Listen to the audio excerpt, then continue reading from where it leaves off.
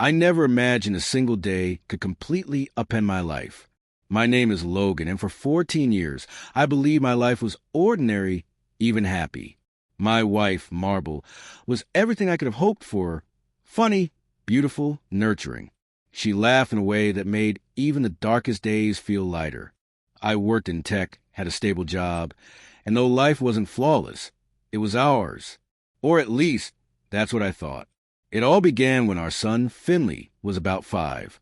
I remember that day clearly because it started like any other. Marble was unusually quiet, avoiding my gaze as she sipped her coffee. Finley chattered away in the kitchen about a school project, completely oblivious to the tension brewing nearby. I shrugged it off. Moms have moods, right? But there was something in the way Marble stiffened whenever I approached that fell off. A week later, I got the call that changed everything. The pediatrician needed to run a paternity test. Routine, he said. My stomach sank before he could explain why. Routine? Routine for what? Marble's hand trembled slightly as she handed me the form, avoiding my eyes. That's when the fear hit me. Something was wrong. The results came back the next day. I remember sitting in my car, shaking, staring at the email on my phone. Finley wasn't mine. The words burned through me like fire. I read them again and again, hoping my brain would misread them, hoping it was some terrible mistake. But deep down, I knew it wasn't. I didn't yell. I didn't throw anything. I just stood up, walked out of the house, and never looked back. Marble called after me, screaming my name, pleading, begging. I didn't respond. The driveway, the car, the road ahead, they all blurred as I drove aimlessly for hours until the city lights faded into nothing. I didn't call my parents or friends. I vanished.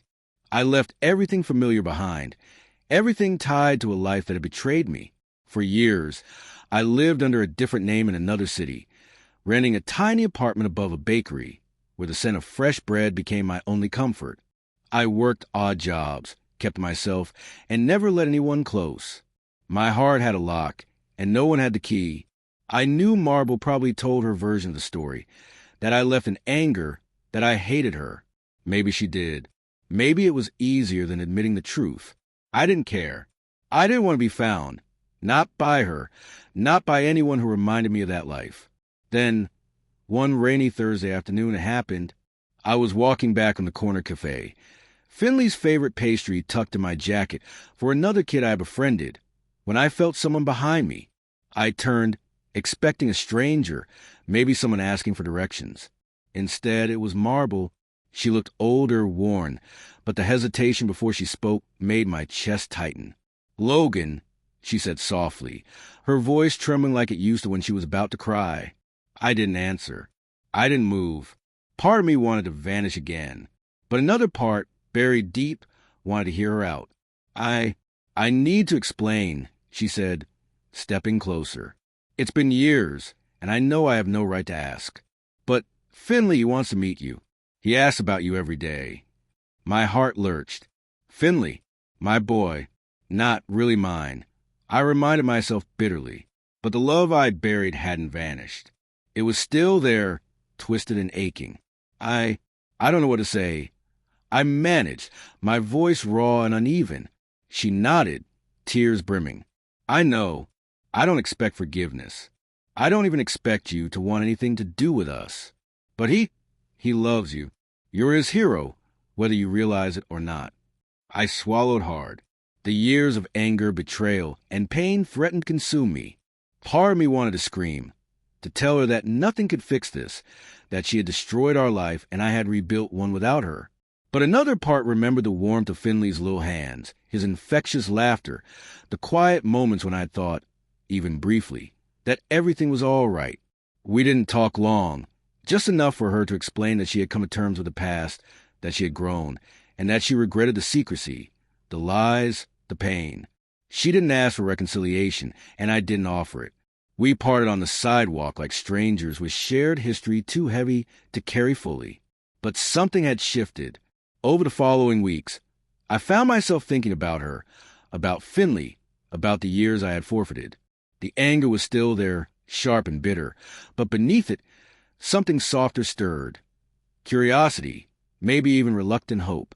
I decided to reach out cautiously. Not to Marble, not for her, but for Finley.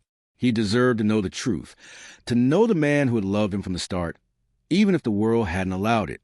Slowly, hesitantly, I began visiting. First in the afternoons, then weekends.